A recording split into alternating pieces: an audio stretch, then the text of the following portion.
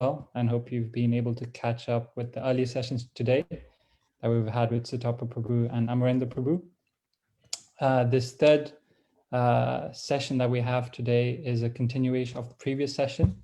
So we heard from Amarendra Prabhu about how Mother Yashoda binded up Krishna, and now we're going to be hearing like the continuation of the pastime from the Srimad Bhagavatam about how after Krishna was bound up, what happened, his encounter with the Yamuna Arjun trees, and the story behind Nalakuvera and Managriva with His Grace Mahatma Prabhu.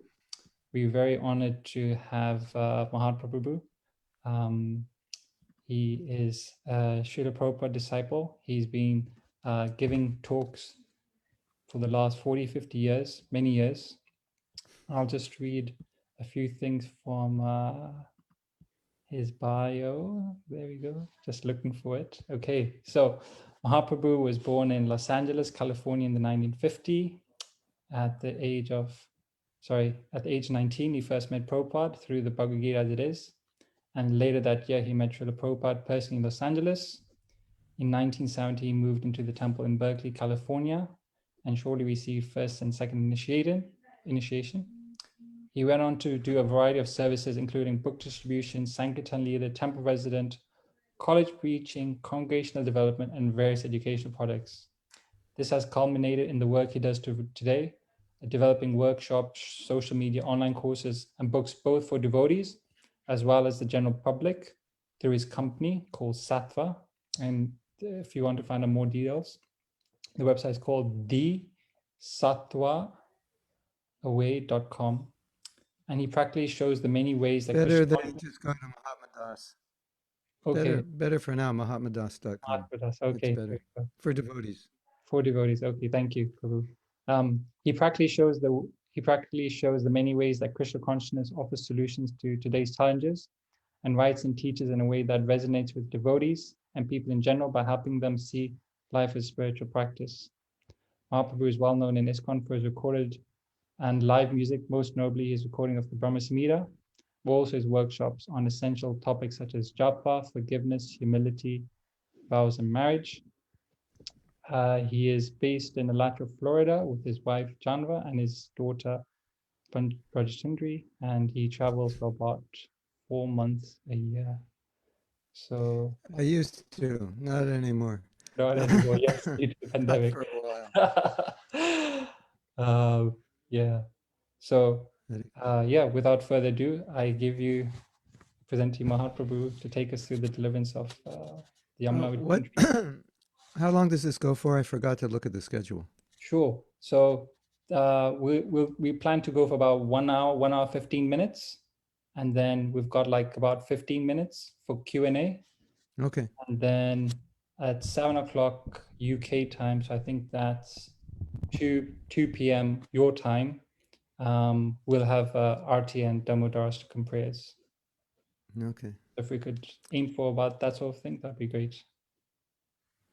All right. Just if I'm in an hour and 15 minutes, if I'm still talking, just let me know, or an hour and 10 minutes. Well, now it's an hour and 5 minutes. Let me know. Sure, will do. Thank you. There's so much that can be said just on one point in this Leela, but to speak of all of them. So we'll see how far we get. Sure. Om Vishnu Padaya Krishna Prasthaya Bhutale Srimati Bhakti Vedanta Shamaniti Namane Namaste Saraswati Deve Gauravani Pacharine Nirvisesa Sanyavadi Paschatya. By Srila Prabhupada's mercy, we are hearing this pastime of Damodar. By Srila Prabhupada's mercy, we know about Damodar. By Srila Prabhupada's mercy, many of us have gone to Vrindavan, to the places of Lord's pastimes. And so whenever we do anything in Krishna consciousness, we should always remember where it came from, that these are all gifts of Srila Prabhupada. And when you were saying I was a Prabhupada disciple, I was having a reaction, thinking, no, you're all Prabhupada disciples. And just, I just had to be there while Prabhupada was alive, in the right place at the right time. But we're all Prabhupada disciples. So it's nice to be here with you and see all of you. Those of you who I know and those who haven't yet met, but I've met many of you. And somehow or other, I've been doing a lot of programs in London, although I'm here in Florida by Zoom in the last few months. And I'm going to be doing some more. I kind of feel like I live in London. Hare Krishna. So, when I was first asked to talk about this pastime, the first thing that came to my mind was the mercy of Narada Muni.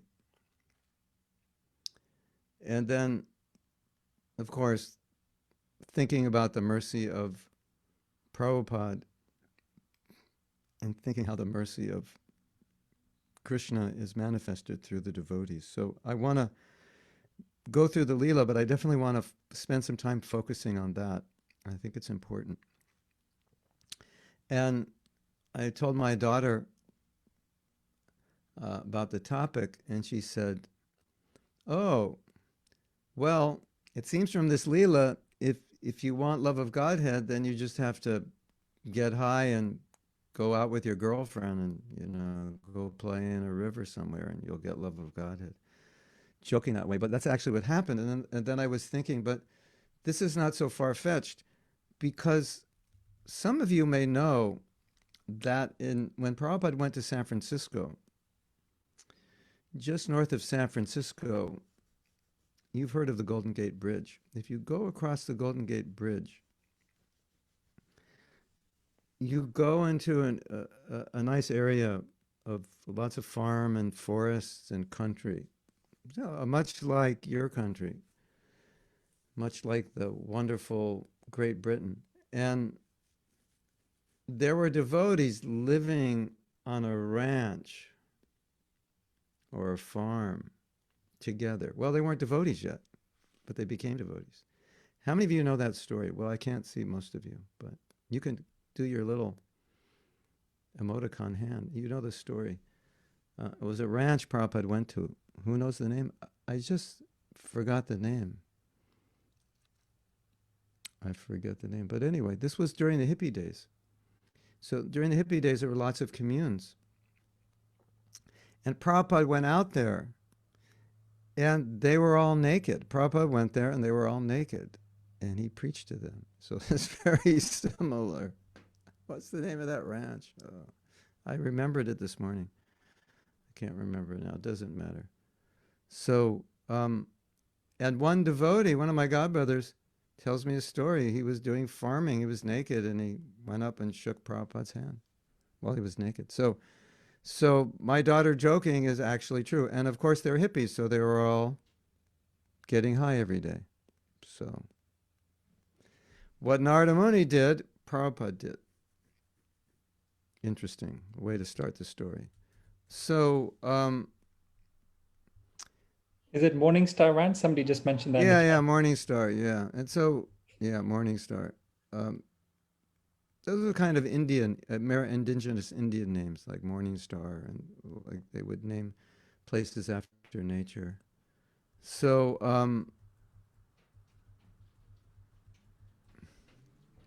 now what's interesting, it's interesting to ask why did Narada Muni bless Nalakuvera and Manigriva? Why did he choose to do that while they're doing something so wrong? And of course, one of the answers is that a devotee, his fundamental nature, or at least of a pure devotee, the fundamental nature is compassion. So they really can't do anything to harm anyone, and any curse they give ultimately will be beneficial. So Prabhupada says that he was thinking, these are sons of Nalakuvera and Manigriva. This is you can't allow this to happen. This is wrong, and I want to make right of something really wrong. It's like, let's say you have two friends and they're from a very aristocratic family, and then they just end up taking drugs, and everyone will think this is wrong. If they, if they grew up in a a very poor neighborhood and everyone's taking drugs, it's just kind of normal. But this is not normal. This shouldn't be done. But what really prompted Narada Muni was the pride, not that they were bathing with women, and not that they were intoxicated, but when Narada Muni showed up, they didn't do anything. They were like, "What's the big deal? Why, Narada Muni? Why are you so upset that we didn't bow down to you? What's your problem?" Kind of like that was their mood. But the girls, they were ashamed and they covered themselves up. And so when Narada Muni saw the pride, he said, "This is very bad. Pride it's so destructive to our spiritual life. Pride is really poison to our spiritual life." So Narada Muni thought, they are sons of Nalakuvera. This cannot be allowed. This has to be rectified. Now, what's interesting is when he cursed them, then the girls thought, "Oh no, we're next." And Narada Muni said, "No, you're not next. I'm not going to curse you." He said, "Because you did not exhibit pride. You were ashamed. And I will bless you that someday you will get pure Krishna consciousness." So that's what happened to them. They didn't have to go for 20,000 years as trees. Isn't that interesting?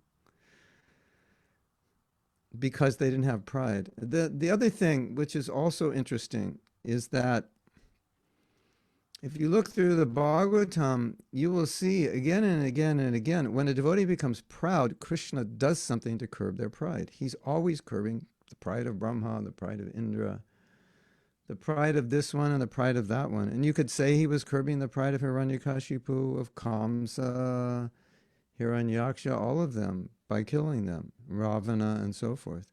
But specifically, when a devotee becomes proud, Krishna reacts. The gopis apparently became proud, and Krishna left them. He said, I can't have a relationship with you. You're proud. So, of course, it was part of a more transcendental lila, but generally, when a devotee becomes proud, Krishna removes himself, or Krishna does something to correct it. So, just as Krishna does it, Narada is doing the same thing. He's curbing their pride. And if you study Krishna consciousness, from the position of you really study what is pride in the context of Krishna consciousness, you have to come to the conclusion that pride has no place in Krishna consciousness. It is basically poison for your spiritual life. And therefore, Krishna is always trying to weed it out. And I bet all of you listening today, and every devotee you know, has been in some situation where something embarrassing happened and you realize Krishna arranged it to humble you. Isn't it? Like you just did something or said something and it became known to others and it was a little humiliating. Humiliated and humble. They seem to go together, right? So, but when that happens, Krishna, we realized Krishna had done this. I don't know if it's still up there, but last time I was in Bhaktivedanta Manor, maybe not the last time, but maybe a few years, 3 years back, I went up to the Brahmacharya ashram, and they have a bulletin board up there. And on the bulletin board, there was a quote where Srila Bhaktisiddhanta said, "If anyone criticizes you, you should think, this person is just helping me become more humble than a blade of grass." So that's how we're supposed to see it, that anything that can make us humble is welcome, although we don't always welcome it or feel good about it. But anything that can make us more humble is welcome, because pride is the enemy, arrogance is the enemy, false ego is the enemy, humility is a symptom of pure bhakti. Humility is the path to pure bhakti. It's so important. When devotees were arguing and devotees were proud, was Prabhupada ever upset? And he would just tell them, cooperate, work together, be humble, don't be critical. Now, Bhaktisiddhanta would not hear criticism. He wouldn't allow it. So I think these things are important to understand. So that's where Narada Muni is coming from. So that's where I want to start. So Narada Muni is perfectly representing Krishna's desire, and now he's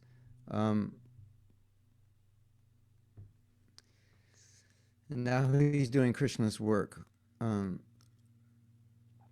So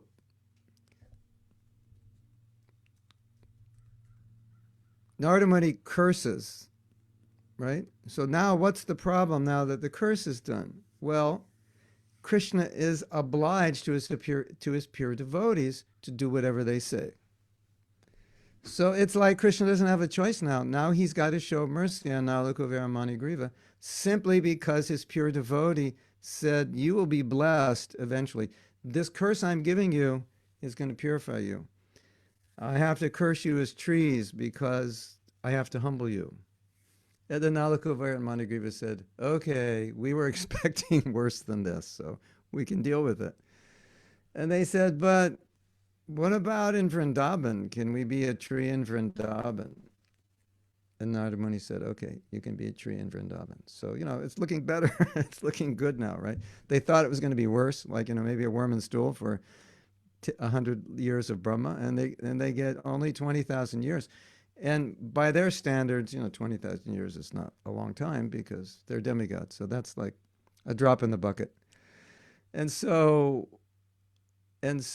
now Krishna's thinking, okay, I have to do this because I'm a puppet in the hand of my pure devotee.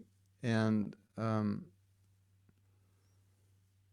I have to, make sure that Narada's curse bears fruit, which is that Narada's goal was, okay, you go to Vrindavan, you'll get purified, and then you get love of Krishna. That was ultimately Narada Muni's goal, is that I want to give them love of Krishna. And that's why my daughter was joking. Well, if you want to get love of Krishna, go get high and go find some girls and go play in a river. Of course, you have to play in Kailash, and Narada Muni has to be around, and you have to be the sons of Nalakuvera and Managriva. So if those things aren't set up, then probably it's better just to follow the four regular principles, chant Hare Krishna. Okay. So what's happening? So they lived as trees, and they were called Arjuna trees. They were joined together, like coming from one trunk, and then it was like this. This is what they look like. Kind of like, here's the ground and the trees. So they're 20,000 years in Vrindavan, but what is really special is a lot of Krishna's pastimes were going on in that courtyard where they were. So here they are as two trees sitting in the courtyard, and now they're, aside from being in Vrindavan, which is itself very purifying, they're in the courtyard and they're watching all the pastimes. So what's going on here? Well, Narada Muni wanted to give them love of Godhead, but they weren't in a condition where they could get it, because if they were, he would have just given it to them.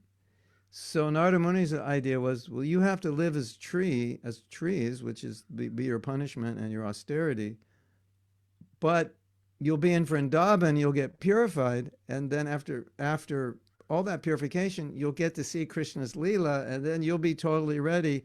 So when Krishna pulls you down and you come out, you're like completely ready, and you'll get love of Godhead. So that was Narada Muni's idea. So it was all a blessing, but he couldn't give them love of God right away because they weren't purified, which, all of us want love of Krishna, right? When do you want love of Krishna, Prabhu? I want it yesterday, right? Do you want love of Krishna yesterday? And we're all chanting every day thinking, when's it going to come? And it'll come when we're qualified. But love of Krishna can only come when Krishna decides to give it. So Krishna had to say, okay, Narada, you want me to do this, so I'm bound by your desire and I'll do it. Nalakuvera and Manigriva can't earn love of Krishna because it doesn't work that way. You can advance in bhakti all the way up to bhava, but to get prema, you can't climb your way up. Krishna has to give it to you. And so Krishna decided, I'm going to give it.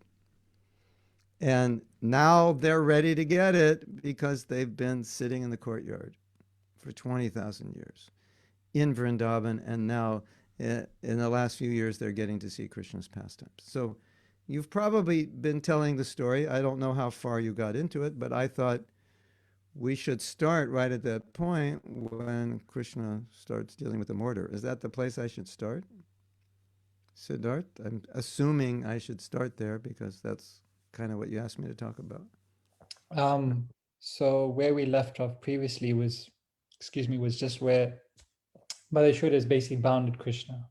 Yeah. That's where we left off. Okay.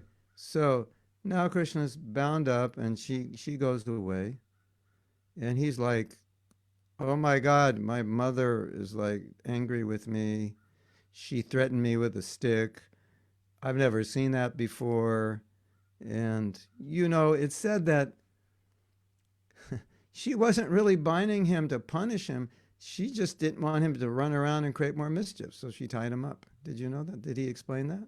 That it wasn't a punishment. It was just, she thought, oh, he's going to create a mess. You know, he's going to break more pots and whatever. So she tied him up. So now Krishna's in this position where he's actually, he's really afraid. His mother's never dealt with him that way.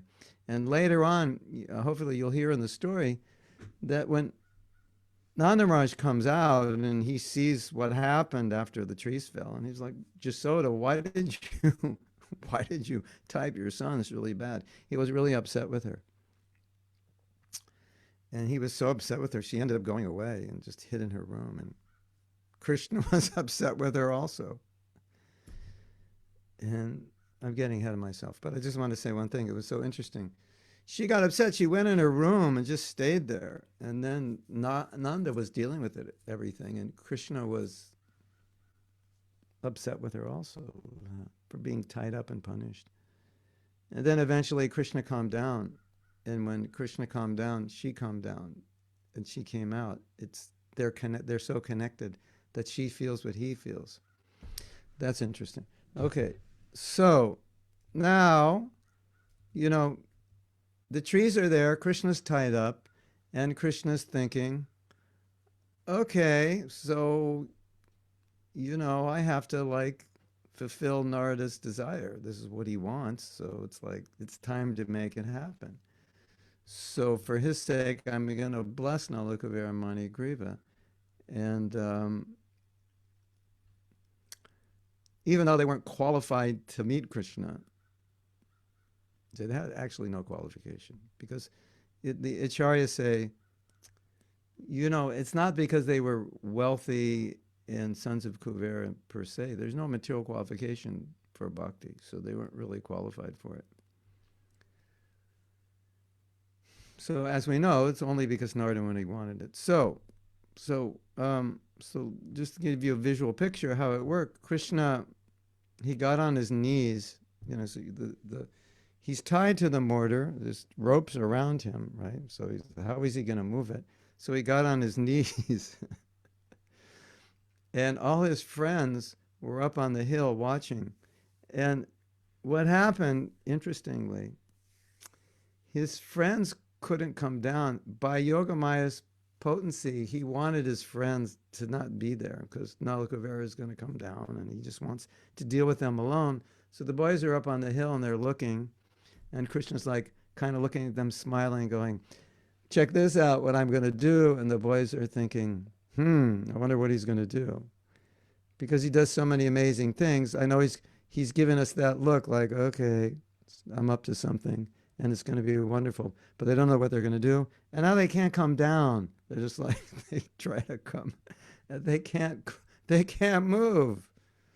Okay, you know, Maya, Yoga Maya has got them there. So he's like, okay, check me out. We're going to do something. So what he did was,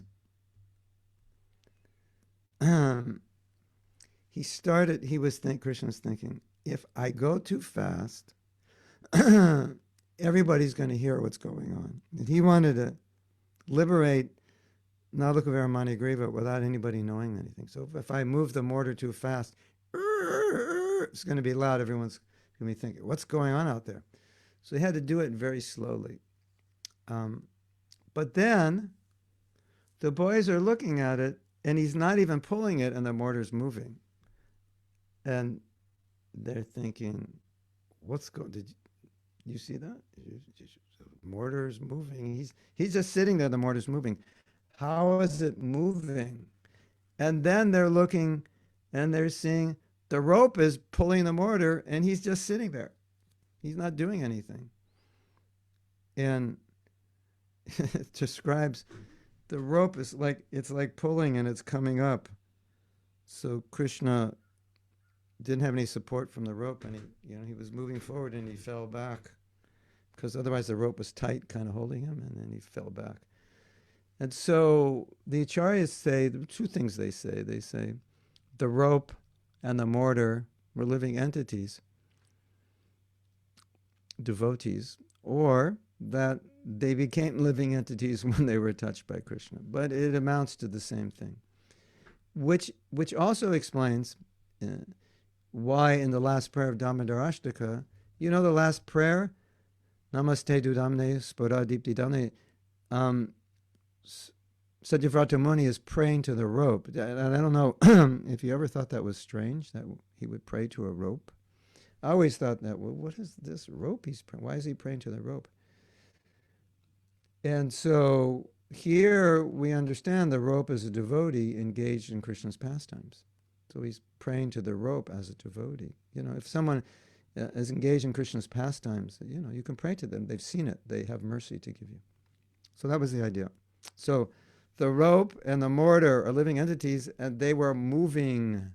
They were moving along. So this is what happened. Remember I was explaining? It's like this. So the mortar, Krishna brings the mortar right, slowly. Then there's this section, and he places the mortar there, right between where the two trees are growing, so that when he pulls the mortar, they can fall over. That's how it works.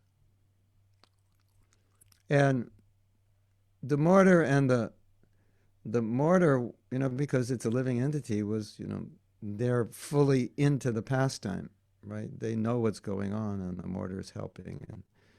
And the rope was talking to the mortar, and the rope is saying, well, it's just about to happen. We're going to pull over the trees. And the mortar is saying, yeah, this is a wonderful pastime. And so now, the mortar's coming, right? The mortar's coming, but it's not, it's like too high to be able to knock over the tree. So the mortar turns sideways so we can catch both of the trees. So, it's like, okay, everything's just going fine right now. And so the mortar turns on its side, and Krishna smiles like, okay, I know what's going on. And the mortar says, friend, prepare yourself. I'm ready. And do you know I don't know if you know this. Do you know? You know that Jashoda's getting all these ropes longer. It's not working. And, she doesn't know what to do, and she pulls out her hair tie, and that's what she tied Krishna up with, the hair tie in the end. Did you know that? That's so funny, isn't it? So this rope is actually the hair tie right now. That's another thing, right? So, right. And, yeah. They weren't that strong, but they weren't practically speaking, just the ropes that were being used are not really strong enough for the job, but because Krishna wanted the job done and they're living beings, they became strong. So now the mortar positions itself across the two trees. and then the rope gets really tight. And the trees now feel the rope and the mortar, and they began shivering in ecstasy, thinking, okay, now we're being touched by Krishna, and thinking, okay, our time in trees is over and we're going to meet Krishna. So they were actually ecstatic. Isn't that interesting? So then, if you were to watch this scene, you would see Krishna tugging at the trees, like, making expressions like really intense on his face, like somebody pulling a truck or something, His lips were clenched and he's tugging. And he looked like he was like exhausted. And then that was actually at that point that he fell back. And then the Arjun trees. They, how did they fall? Well, Krishna's in the middle, and the trees fell out to the side so they wouldn't hit him. So now what the acharyas say is like two things are going on. Krishna's playing like a little boy, but he topples trees, So it's like he's playing like this little kid that can't do anything like that, and then he does something like that. So he's manifesting two potencies. That one of them is the Aishwarya, which means opulence. So,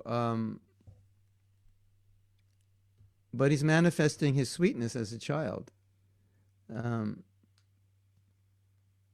which was the same thing that was happening when Mother Yasoda couldn't tie him up. It's like, in his pastimes, he manifests what's ever necessary. So sometimes he manifests this side of God, and nobody really gets it. They just think, well, he's kind of special. But that's what he's doing here in order to have the strength to pull the trees down.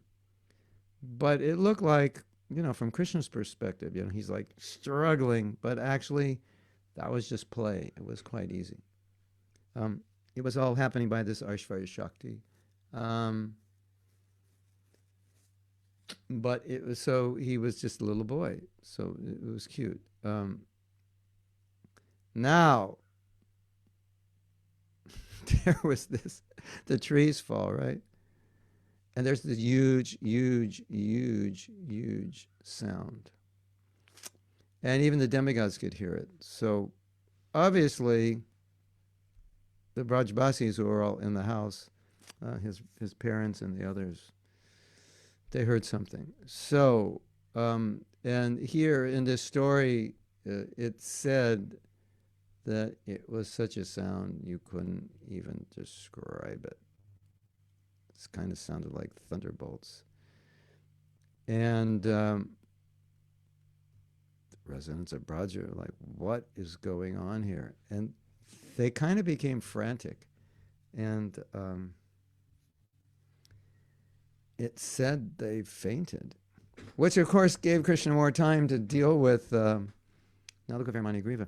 And in Krishna's Leela, it's so amazing, because if you look at Krishna's Leela as if it were written as a script and produced for a movie, it just works out that way, because Krishna can arrange anything he wants. So, there's the sound, then everybody faints. Okay, great. They all fainted. I've got time to deal with Nalakuvera and Manigriva. He writes the script, and then he makes it happen. That's just how it works.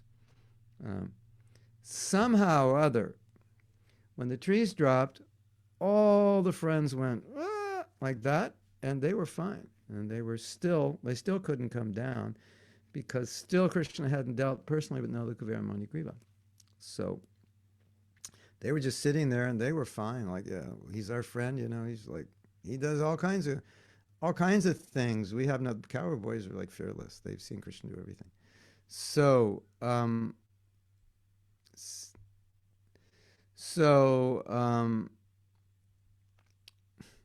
yeah. Now, what's funny,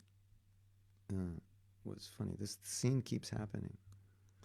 So the trees come down, right? so picture the scene. Krishna did this a few times. He pulls the trees down, big explosion, like an atomic bomb. And now they're down, and he's got the rope, and he's just like, playing with the rope. Like, maybe I can demonstrate here. I have something. If you can see it, and then we can do a little acting here. Okay, I'm going to play with something like a rope. Like this. Like Krishna's kind of just, sometimes boys, they'll just go like that. Just fooling around. So the trees come down and Krishna's sitting there like this, just like, playing with a rope, like nothing happened. And he does this a few times. Kind of funny. So, and it's kind of like covers his Aishvarya as God. Now he's back to this like little kid, just like playing. So the two demigods come out, and they're, as I guess you say, and do you say this in England? Dressed to the nines? Is that a British statement? He was dressed to the nines. Have you heard that before, or is that an American? I personally haven't, but maybe somebody else can mention it on the chat if they have. Someone has heard it, yeah. Yeah, somebody. I saw somebody nod their head. Yes. Yeah, they were decked out as demigods, dressed to the nines. Sydney, is that an American thing, or? Maybe some devotees are too transcendental to be connected with the material. You've heard it before, Sydney? I personally haven't, but somebody on the chat mentioned that they have. Yeah, dressed to the nines. Anyway, yeah. So they were decorated, the full, like the full demigod thing, and then they went like this. They just went, they went in the air and kind of came over to Krishna, and then they came down and obviously paid obeisances. Yeah.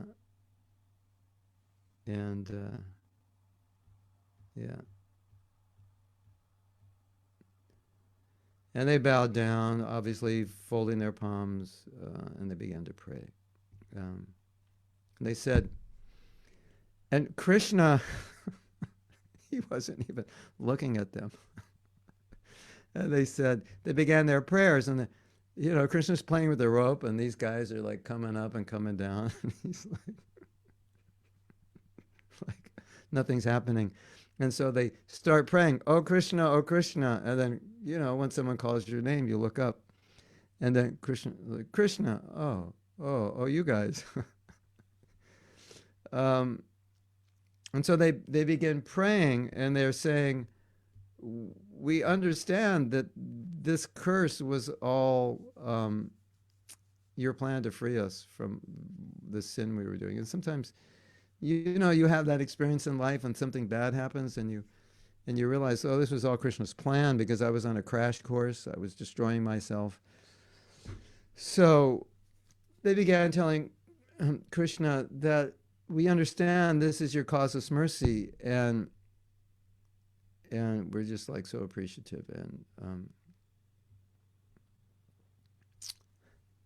Krishna made a mischievous smile, and he said,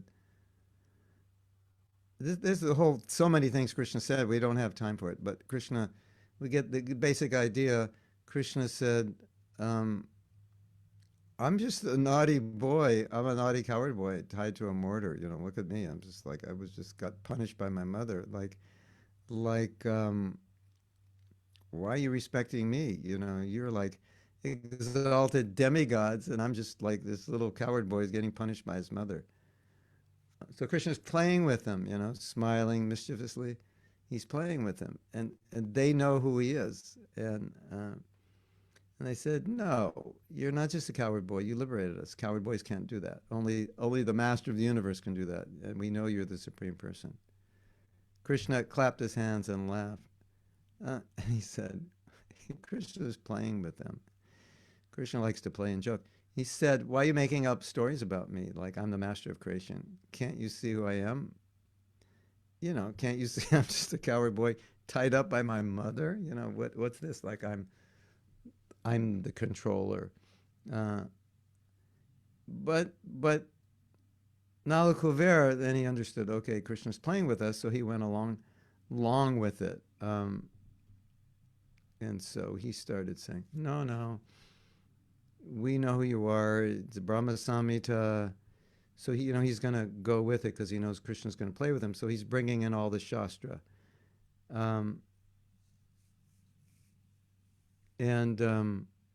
Says in the Brahma Samhita, Ishvara Parama Krishna, controller of controllers. And then Krishna says, yeah, but there's so many people with the name Krishna.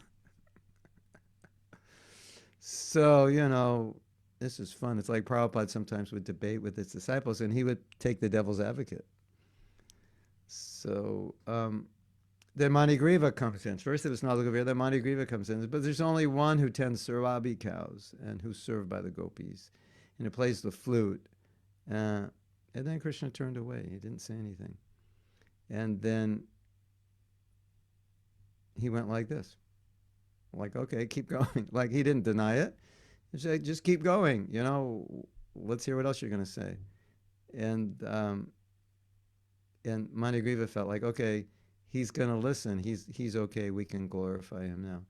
And so they began to glorify him.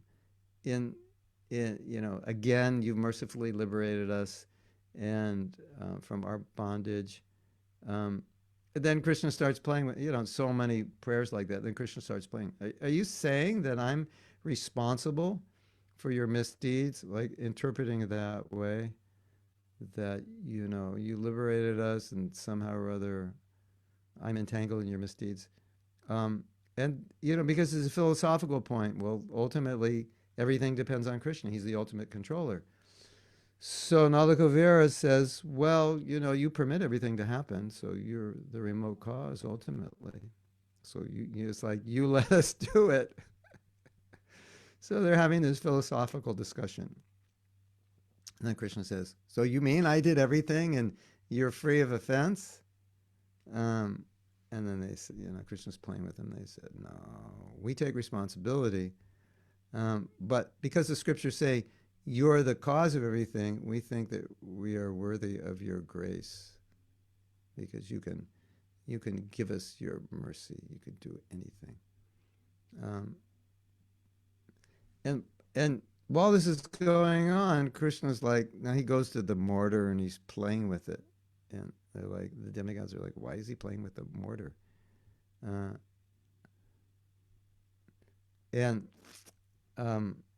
Something funny happens. Anyway, I'll tell, it happens later. So they're looking at Krishna and think, he's tight. He's like Kunti, how you're bound, you're the controller. So they're looking at him and saying, this is, it's strange. You're bound by a rope when, tied by your mother when it's like you're in control of everything. So they actually were a little confused at that point. And like Kunti, they said, we can't really understand you. And in trying to understand you, we're just getting confused. So they said, I think it's better we just offer obeisances and chant your glories. And sometimes Prabhupada said that also, like sometimes, if you get confused a bit, well, they just offer prayers because sometimes you can't understand Krishna. So now,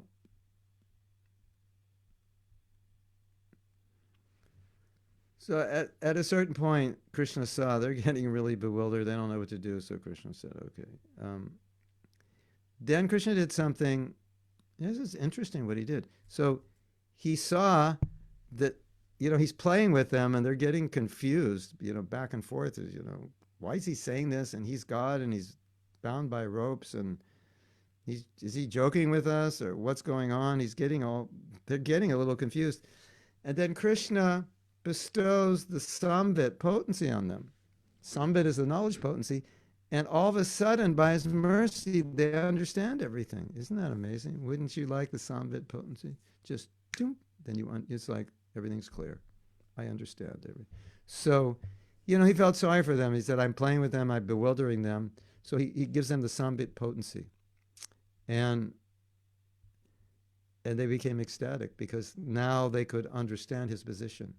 And they begin reciting all kinds of prayers. And you'll see in the Bhagavatam, whenever anyone meets Krishna, they start reciting all kinds of prayers. And we don't have time for all the prayers, but we can discuss some of them. But that's naturally what they do, glorifying Krishna's position. So now it was like clear. They had the Sambit potency, and it was clear who Krishna was. So they just had a party with their prayers. And now they kind of felt encouraged. Well, we know who he is, and so we can pray. We're not bewildered. So one of the things they said is, you are the source of all incarnations, the avatari. And then Krishna he's playing with him. He said, well, on what grounds do you draw that conclusion? And so Manigriva said, he said, well, that's easy. We were here in this courtyard watching your leelas. And we were here in your land getting purified.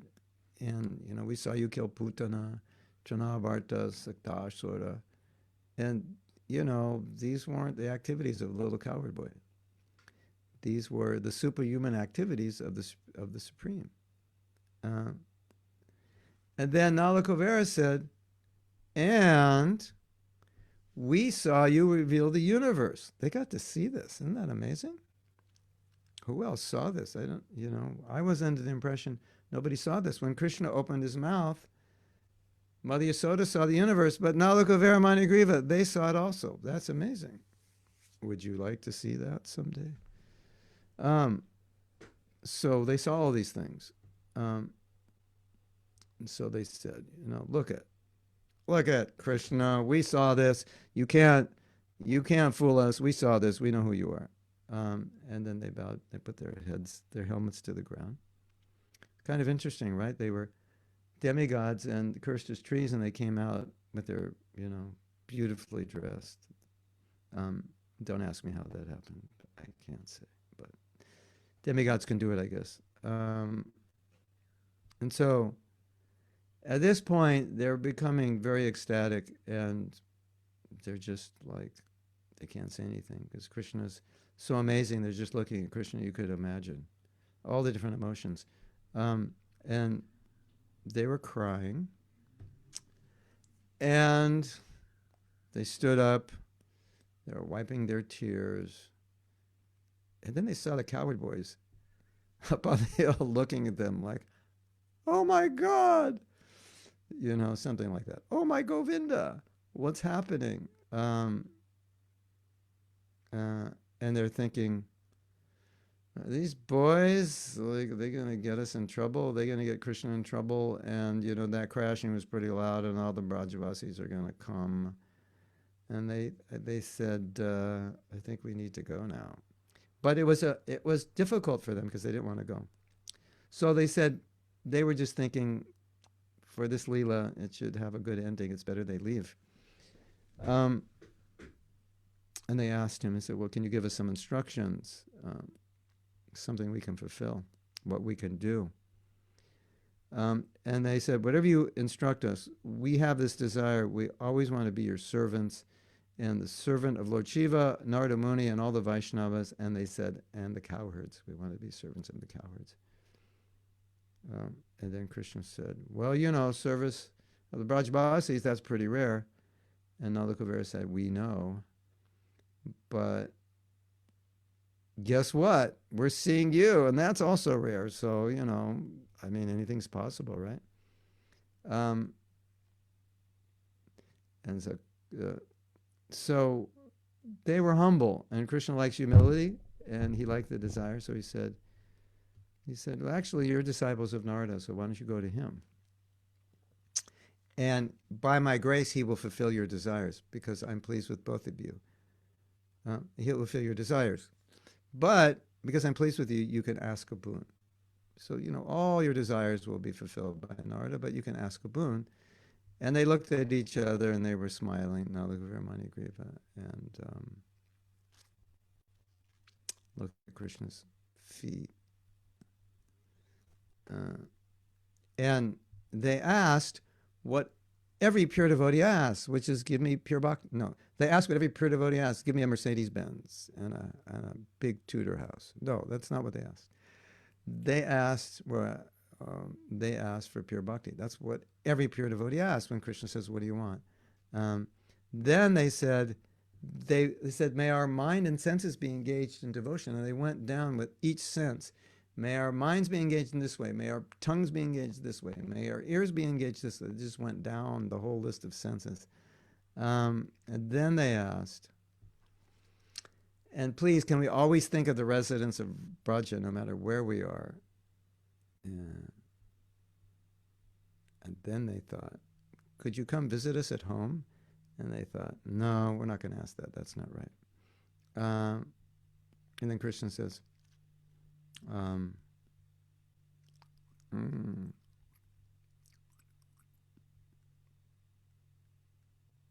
Krishna said, hold on.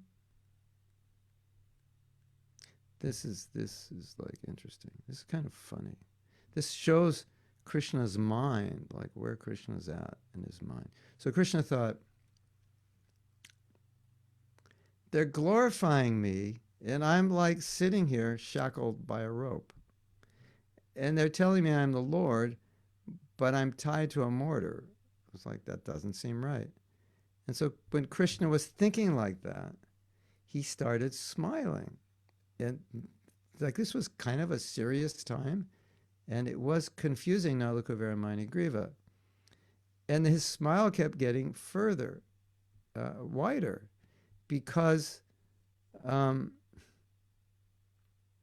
Krishna looked at them, and they were like, what's going on? And it made Krishna laugh. So now he's laughing. And he's laughing more. And now he's laughing and picking up the rope, and he's playing with the rope, and they don't know what's going on. So they had prayed to him, you're the Supreme Lord and everyone's bound by your Maya. And he's sitting there laughing. That's the funniest thing I ever heard, because I'm bound by this rope. And he's just laughing. He goes, that's so funny. Everyone's bound by mine and bound by my rope. Of course, Krishna was thinking, actually, it's not a rope. I'm bound by my mother's love. But he thought that, he said, look at me, I'm tied up just like a calf. What kind of Lord is that? And so what's happening? Krishna's laughing. And his friends are looking at him thinking, oh, I don't know what he's doing. I can't really hear, but he looks like he's having fun. And Krishna was actually in this Hasya Ras mood. And he was having a good time. But then Krishna thought, this isn't nice, because they probably think Nalakuvera and Manigriva probably think I'm laughing at them and I'm ridiculing them. And I live in Vrindavan and they're my guests, and I shouldn't treat them this way. So then he calmed down, and I have to encourage them, and this, I'm obliged to them because of Narada Muni. So he started just kind of going back into a smile. And then he put them at ease, and he said, your prayer is very nice. I'm pleased with you, and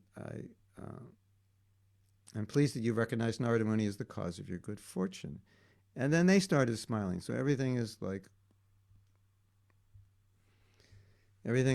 good now. So it's having a happy ending. And then Narada Muni's, he said, I knew Narada Muni was very kind to you. And he said, if it wasn't for Narada Muni, I would have never shown people like you mercy. That would be contrary to everything I stand for. So this is such an important point, and I want to talk about this in a minute, if you're still awake. I hope you're still awake.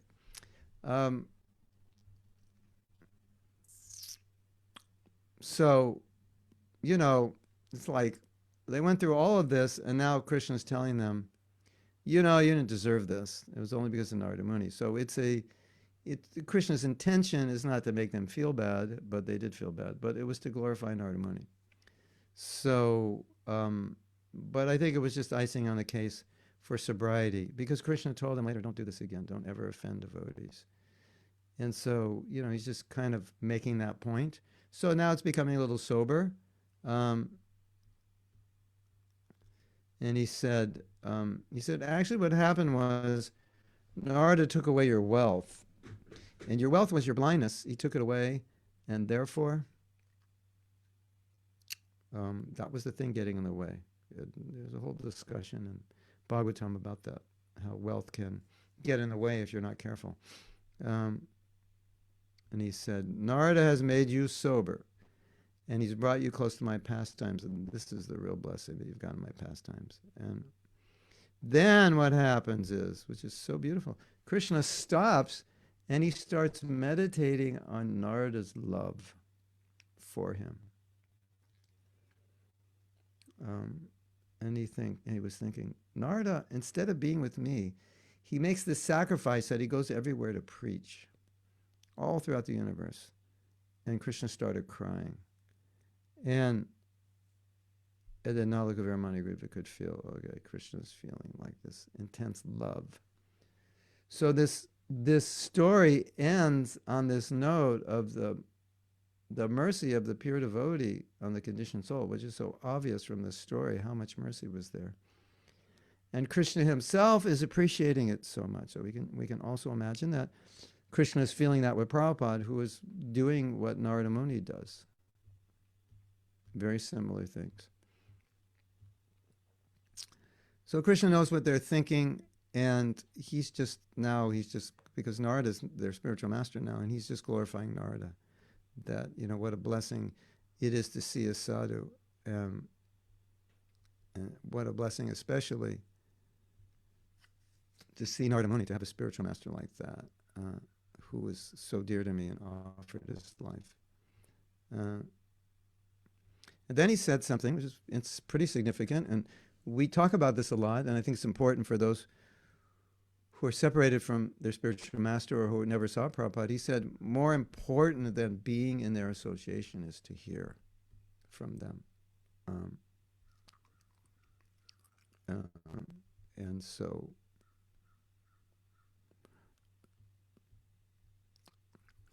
and Krishna said, by seeing Narada, you too have already been freed from material bondage. He said, therefore, asking for mercy, you don't need to ask for more. It's not necessary. Had you not seen Narada Muni, you would not be seeing me. Hence, your suffering would have not continued. So you already got, you got all the mercy you need, so you don't need to ask for any more. So then again, as I mentioned, he said, be careful, don't commit Vaishnava aparad. And now it's time for them to go. Cowboys are restless. They're trying to get free from these invisible bonds. The Brajabasis were waking up, and they're going to run down to see what happened. And Nalakuvera and Managriva can sense this. And Krishna said, you can return home. Now, there's a problem. And Krishna blesses, not a problem. He blesses them. I will fulfill you will not have any obstacles. You'll be Krishna conscious. So the problem was they actually didn't want to leave. This was really hard for them to leave.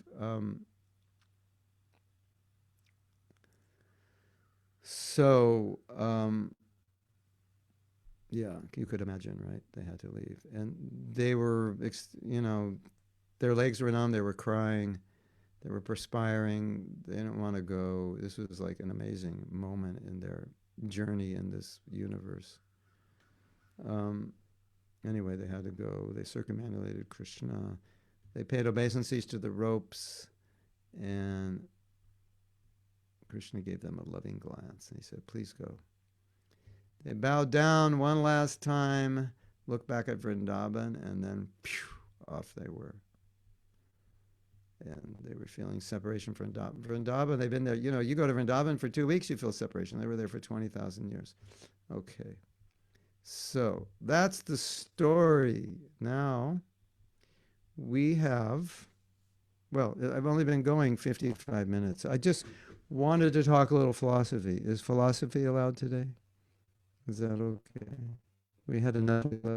We've got the story, but it's mostly prayers and maybe a little more in the beginning of the cursing, what happened. but that was the gist of it. So the first point, or the main point I would like to meditate on, is that Krishna is duty-bound to keep the promises of his devotees.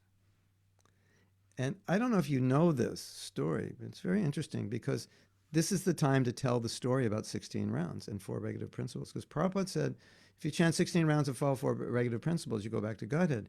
And in Gaudiya Math, they say it will take you 3 lives, not 1. And Prabhupada said 1 life.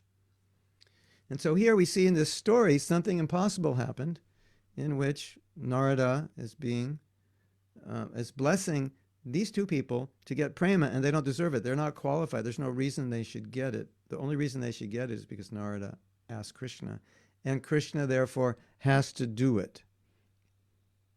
Just like when Brahma gave Hiranyakashipu the blessings, Krishna had to fulfill them, even though he didn't want to. And it was troublesome because Krishna had to fulfill all those conditions. And it was such a problem that Krishna told Brahma, don't ever do that again. You know, that was like, you really like painted me into a corner here. I had to come all these conditions. I had to figure out how am I going to do this. I had to come half lion, half man, you know, not in the house, out of the house, you know, at dusk, not with a weapon. You know, it was like, don't make these promises again, because once you do, you're my devotee. I'm obliged to follow. Interesting, isn't it? So Prabhupada was asked, where did the 16 rounds come from? What Shastra? And Prabhupada said, nowhere, I made it up. Like, made it up? So how do we understand that? Now, Prabhupada tried to give us more, 32, 60, 64 first, 32 didn't work. And so he said, do 16 minimum. You must at least do 16 minimum. I mean, obviously, if you're initiated or living in a temple, but if you're not doing 16, you should work yourself. You work your way up to that. So Prabhupada, what Shastra did it come in? Oh, it didn't come in any Shastra. I just made it up. And so Prabhupada then subsequently said many, many times, if you chant 16 rounds, which means good rounds, and follow the 4 regulative principles, you go back to Godhead, which of course means if you chant 16 good rounds and follow the 4 regulative principles, so many other good things will come to qualify you. It doesn't mean 16 rounds and go to sleep. You know, I chanted 16 rounds while I was in my bed today, half asleep. Not those kinds of rounds. I kind of follow the 4 regs, you know, almost 3.8, 7, 6, 2, 1. Most of the time, no, not like that. So Prabhupada's saying, okay, like I know it's hard to follow the 4 regs, and I know, you know, for you all think 16 rounds is a lot, but actually it isn't. If you can just do this, I've negotiated. This is how we understand it. I've negotiated with Krishna. Like, here's your pass in the back door to Vaikuntha. And he'll know, you know, for entertainment's sake, he'll know you're all losers because he'll see your pass. It's not the one to get you in the front door. And they go, oh, you must be disciples of Prabhupada. Okay, loser, go in the back door. You know, you only did 16 rounds, 4 principles. Okay, but he said he wants you to get back in, but you did spread Krishna consciousness, so you know that you did it. So we're gonna let you in. So something like that.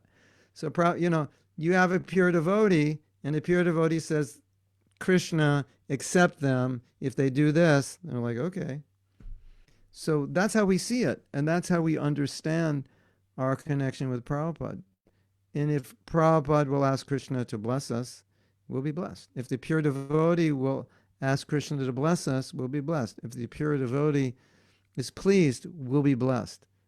That's one of the big takeaways from this story. Another example of this is interesting. In the story of Dhruva Maharaj, eventually a airplane from Vaikuntha Airways, I guess it's called, came. Vaikuntha Transcendental Airways came for him. And in the story, it was initially his mother who guided him to go to the forest and meditate. So he took her as his guru. And so when he's mounting the plane, he's thinking, but my mother, what about my mother? I want her to go back to Godhead. And he was thinking that way. And then after he was thinking that way, he expressed it.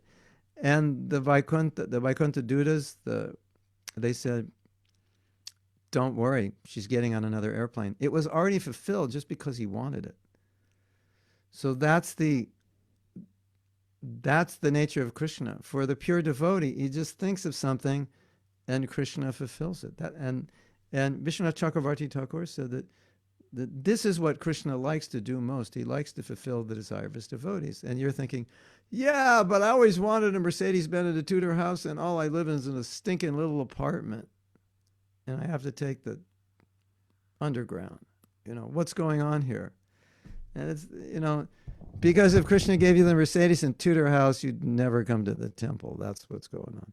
But when you become a pure devotee, then it's like sky's the limit. Krishna he knows what you want. And that's it. So Dhruva's thinking, what about my mother? It's done. She's on the other plane. She's, it's like just by thinking about it was done. So that's amazing. And then one other thing that's amazing, and then we can take questions, is that Vishwanath Chakravarti Thakur said that, how does Krishna know where to give mercy? Does Krishna just give mercy? And he said, and this story verifies this, he said, the devotee points this way, mercy to this one, and Krishna says, okay, mercy to that one. The devotee says, mercy to this one, mercy to that one. And there's a verse that says, glorious is the master who never gives up the servant, who will pull him back by the hair no matter what. So, I think a big takeaway for us is that we should always be merciful, because if we want to help someone, Krishna will show mercy. And if we just say, oh, forget that one, they're this or that, let them, just do whatever. No, we want to be merciful. And also to all the people who aren't Krishna conscious, who could be if we are a little more merciful. Because if we pray, Krishna, help them, Krishna will do it. I did a teacher training in Mayapur many years ago. And one of the things we talked about was pray for your students. Pray for them. And we're right now with Kirtan London, we're doing a course, a 6-week course. It's once a week. And we have some of the devotees helping. And each devotee has a group of people that they're mentoring. And I tell them, pray every week, every day, pray for your students. It's powerful. It can make a huge difference. So I think we're seeing that from this story of Narada Muni, that where you put your mercy, Krishna says, okay, it's going there. And obviously we saw that with Prabhupada. And one of my godbrothers, Abhi Ram Prabhu, was saying that when Prabhupada got on that boat, he was about to do something. I forget the words he used. He used a word, the perfect word, and I can't remember it. But basically, to paraphrase, he was about to do something that basically, I think he said it was doomed. It was doomed from the get-go. It's like it couldn't happen. It could not happen. There was no way it could happen. It was doomed. But Prabhupada was on the boat praying. What was he praying? Krishna, can you help them understand this? And what happened? They understood it. And after Prabhupada left, we all felt as disciples like something's missing, like something is not there. And one disciple of Prabhupada's godbrothers, he said, he was always praying for you. He was here. I mean, not that he's not praying for us now, but he was here on this planet praying for you. And that's what you feel missing. That because that person is praying for you, you have this force under you. So I think that's really important to understand, and I think it's really important for us to do in our seva. And I think that's a big thing we can learn from this story of Nalakuvera and Manigriva, the power of the mercy of a pure devotee. So I'm going to stop. I actually stopped in time. I actually stopped before time. So is that true? We have 15. Well, now we have up till, what time is it? It'll be 7 o'clock your time. We have up till 7 for questions. Okay, yeah. That's good. Before I forget, I often forget, but I have a website, mahatmadas.com. And on that site, we have some classes. We have put up some classes on forgiveness. And we're just about now to develop support for your japa and support for other things. And that's all in the works right now. And I think I just want to advertise that. We're developing a support site for devotees in different areas. But if you go to my website, you can check out from there my SoundCloud, Facebook, and so forth. And I do classes every morning at 8, except Tuesday and weekends. And we have daily videos you can sign up for also, or see them on Facebook. That's my ad, which I always forget to do. So I did it now. I'm not good at promoting myself. It feels weird, but I think you'll benefit from these resources. So that's why I do it. Okay. So how are we going to take questions through the, you want to, yeah. You want to speak your questions? Unmute yourself, raise your hand, get called on, unmute yourself, put them in the chat. So far we only have one question. Okay. So we can start with that one. Hopefully others come along. Otherwise, you can always share more things. You can put it in the chat or you can raise your hand. Yeah. Yeah, whatever devotees like to do. So Is the question in the chat? it is in the chat. I'm just trying to find. And if you're on Facebook and you have questions, is someone monitoring that? Radha Govind Prabhu, if you could check on Facebook as well. I can have a look on Facebook as well. There's one mark. So I think somebody called Mina just raised their hands. Okay, so if you have, okay. Let's answer the one that's already there on the chat, and then we can go to Mina afterwards. Is that okay? Okay. Okay, great. I don't see it. You want to read it for me? Yeah. So you mentioned that the last, like the piece of rope was, I think, from Mother Yashoda, and this devotee was asking that she heard from somewhere else that it was from Srimati Radharani. Yeah, it may be in different yugas. Happen that way. Because, well, there's also the story that Radharani bound up Krishna also, so that may be getting confused. But a side point is Nanda, Nanda sent Jasoda away. Why did you tie up my son? This is bad. Go.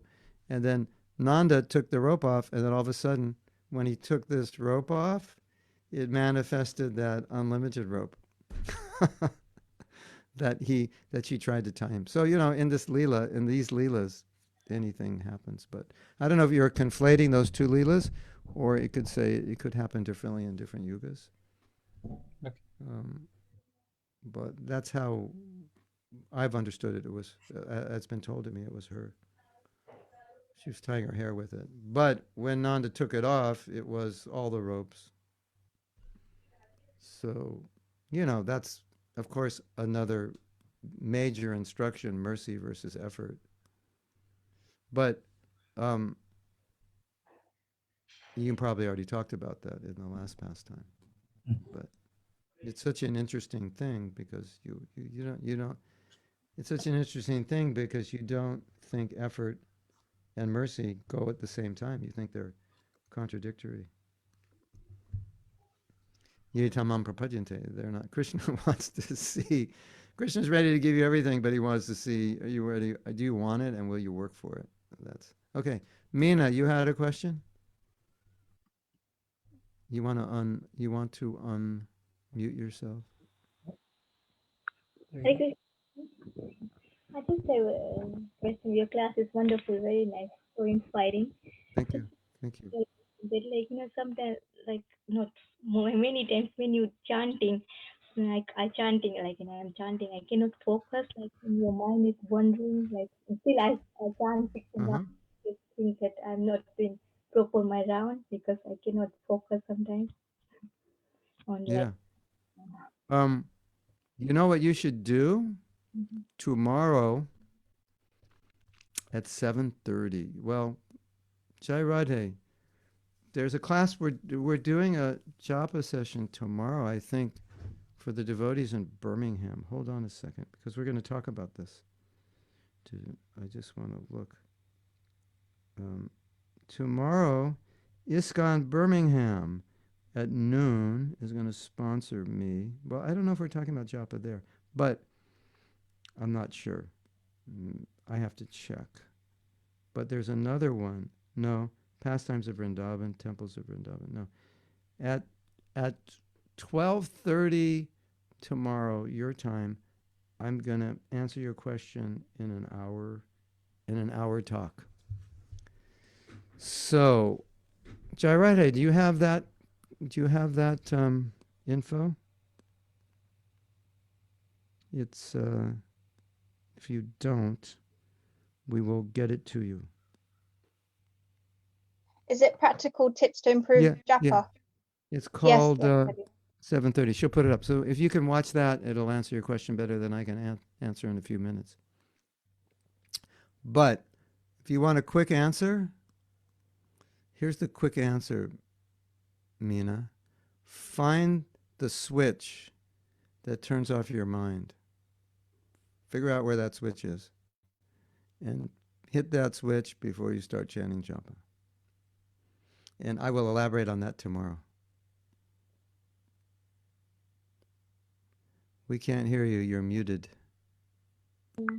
How I can, like, you said classes tomorrow, but how can I attend? From where I can get the link? Or Well, it'll be on the chat. Check out the chat. We're putting it in the link right now. sorry, yeah, what did you say? Sorry, I did not hear. Like, what was the answer you said? You said it's like, It's going to be at 12:30. And Jairade is going to put it in the chat soon. from there I can. I think it's on. Thank you for it. So you can anybody, you're all welcome to attend it. But for now,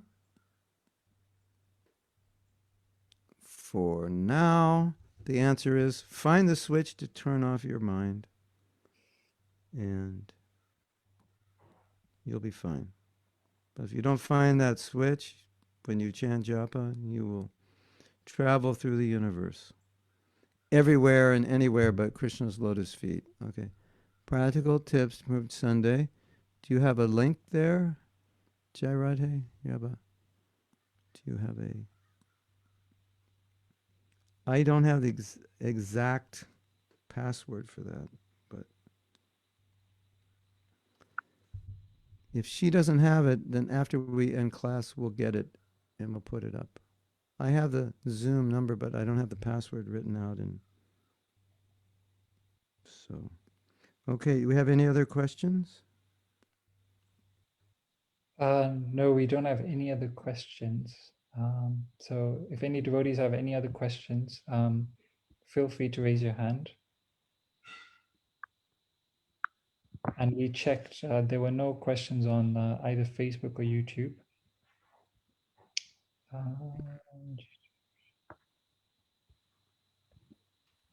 Okay, we've got somebody asking, Prabhu, you mentioned that Krishna ultimately blessed Nalakuvera and Manigriva due to the wishes of Narada Muni. Okay. And yeah, this question is half it's half written. Well, in the meantime, while we get the other half, here is the Zoom ID for the class on japa tomorrow. And you're all invited. And when in doubt and you don't know a password, there's a good chance it's 108. Just in case you didn't know. Okay. Okay, we got a question from Julie. Sorry, missed it earlier, Julie. Jolie, sorry. How can one do genuine, sincere forgiveness? Mm-hmm. Oh, there's a nice answer. How could one not do it? You could meditate on that. Because if you don't do it, you're going to hurt yourself and everybody else. One answer is, how can you do it? Be compassionate. I mean, look at the lives of all the devotees. It's all about compassion. It's not about enmity. It's not about vengeance. It's not about getting back. I mean, we just look at this story. Narada Muni could. If Narada Muni was Durvasa Muni, then there would have been trouble for an Alachua and Manigriva, because Durvasa Muni It's a manifestation of Lord Shiva, and he gets very angry. And when you get angry, you curse. You get back. So really, resentment there's no place for it in Vaishnavism. It's not what Vaishnavas do, because it's all about vengeance, getting back. And when you meditate on that way, and you look more at in terms of how I should live as a devotee, rather than what this person deserves or doesn't deserve, it becomes more about living properly, doing the right thing, than calculating who won the game and who deserves what. And if we're going to, look at who deserves what, that's called material life. And if we're going to look at how to bless people and how to help them and how to be compassionate, that's Krishna consciousness. It doesn't mean they didn't do something wrong, and it doesn't mean you have to have a relationship with them. But it means that you want to act. You want to act in the way that's proper for a Vaishnava. And I don't want to compromise Vaishnava behavior in the name of something practical, like this person deserves to be punished. Maybe they deserve to be punished, but you shouldn't punish them because you hate them. You should punish them to help them or to protect other people from something they may do to hurt them, but not because you hate them, not because you resent them, not because you need to get back at them, because that's not Vaishnavism. And if we do that, then we're just coming down to the level of the crime that was committed against us, the abuse that was committed against us. Then we're coming to that level, to retaliate on that level. Two kids are fighting, right? And one kid hits the other, and then the other kid hits back, and then the parents stop it. And the kid says, well, he hit me. And the parent says, yeah, but you shouldn't hit him back. So that's what we tell, 5-year-old boys, right? So what do we have to tell adults? The same thing. Well, he offended me, yeah, but just don't offend him back, because then you degrade to his level. So but you can go to if you go to my website, or there's a link here that she gave, that you can go to my forgiveness. I have 2 courses. And if you're dealing with resentment and you need help, these courses are really good. And the courses are good in general, just to be able to deal with, how to process feelings that aren't Krishna conscious and not act out on them, how to control emotions and take responsibility. It's really good for that. So Okay, that's my recommendation. I hope that helps. Hope we don't that have helps. a lot of time to answer it in detail, but that's a basic summary. We have anything else? Yes, so we got the rest of that question. So I'll just read out from the beginning. Okay. Prabhu, you mentioned that Krishna ultimately blessed Nalakuvera and Manigriva due to the wishes of Narada Muni. Thus it seems that more than our effort, what we require is the causeless mercy of a pure devotee, as Nalakuvera and Manigriva weren't even aspiring for pure devotional service. Or Yeah. did they in their past deeds enable them to meet Narada Muni in the first place? Well, sometimes I ask myself the same question, because not the first LA temple, but the first LA temple was only up a short time, and they found the next temple. Well, that was 6 blocks from where I grew up. The home I lived in for the first 19 years of my life was 6 blocks from where I grew up. And then I went to university, and it was also about 6 blocks from where I grew up, from where I was living. And I think the same way. Well, what did I do? And I don't think we can say it's all one or the other, but we can definitely say, no matter how sincere you are, if you don't have the mercy of a pure devotee, nothing can happen, because the main cause of bhakti is the pure devotee. And when Prabhupada was asked this question, he said, why do people take it up? And he said, because they're intelligent. He never said because they're pious, which is interesting, because that's usually what the Shastra says. Well, if you have piety, past sanskars, you'll take up bhakti. And it seems like that, when people join. But I think Prabhupada wanted to make the point that anybody can take it up. So the mercy of the pure devotee is definitely necessary.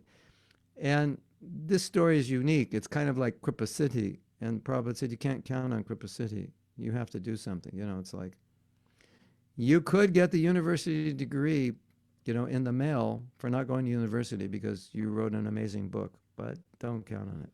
Better go to university if you want the degree.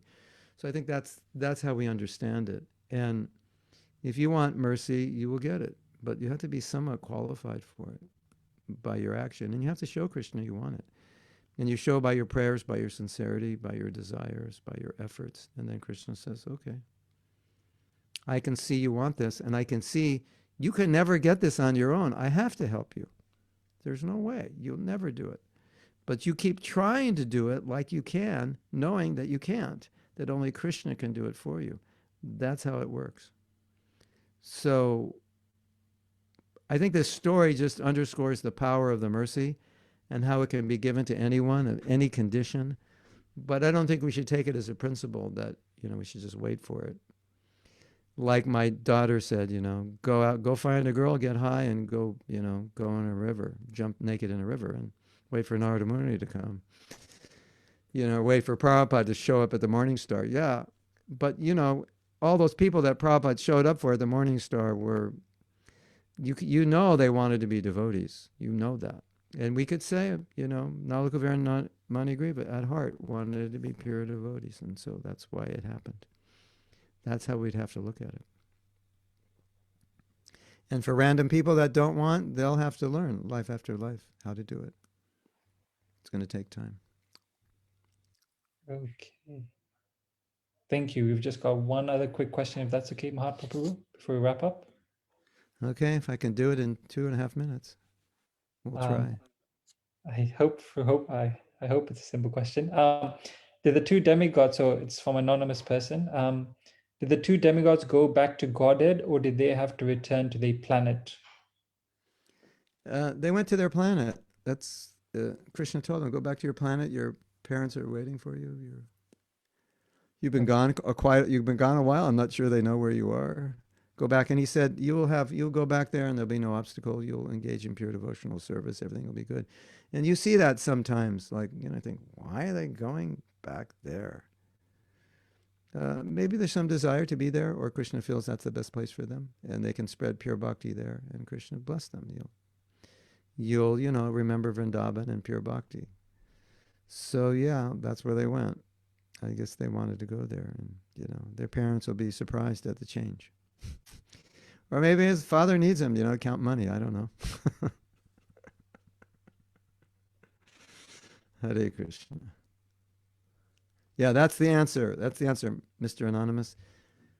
Kuvera needed him to help him manage the treasury, so he's going back to do service. Yeah. Okay. Somehow, I think my impression always was they wanted to go. Krishna knew they wanted to go, so he said go, and their parents want them. Okay. It's okay. They're immune now. They're fine. Okay. I would like to stay with you longer, but I have another class to prepare for that I'm not entirely prepared for. So I'm going to have to say goodbye in separation and cry because I can't stay any longer. But it was good to be with all of you, and I hope you learned something. And Hare Krishna. Thank you, Mahatma. To all of you. Nice to see you. And to you too. So on behalf of the ISKCON London Virtual Retreat team, we'd like to thank you so much for sparing some time for your busy schedule to give us this wonderful class. It was definitely insightful that you broke it down, but you really brought out, I found towards the end, like the causeless mercy of a pure devotee, and how that we should be so grateful to Prabhupada of what he's done for us, particularly the chanting of just 16 rounds, and yeah, just something to meditate on. So thank you so much. You're welcome. We will now unmute everyone. So everyone, please turn on your video so that you can give your warm wishes and Haribols to Mahatma Prabhu for this wonderful class. So please, yeah. Turn on your video so I can see your lotus face. Turn on your videos. Yes, please. All I see is names. Thank you very much, Prabhu. That's amazing. Thank you. Haribol. Thank you. Haribol. Haribol. Haribol. Haribol. Haribol. Thank you. Hare Krishna. Hare Krishna. Krishna. Gauranga. Hare Krishna. Ananta Acharya. Ki jai. Jai Jai Jai Bo. Hare Krishna. Thank you very much. Okay, I'm going to ask for your blessings to take your leave. I've got to prepare for a very difficult class I'm giving tonight. You'll all be asleep, what I'm giving, but it's difficult, and so. It's giving a very Hare difficult Krishna. class tonight. Yeah, difficult topic. The most difficult topic I've ever Narada managed to samna do. joito ito. Ekbar wo ito pacho. It's not difficult to you, Prabhuji. Okay, thank you. It's maybe not difficult for me, but it's a difficult topic. Nothing's difficult. It needs preparation. Yeah. Okay, Hare Krishna.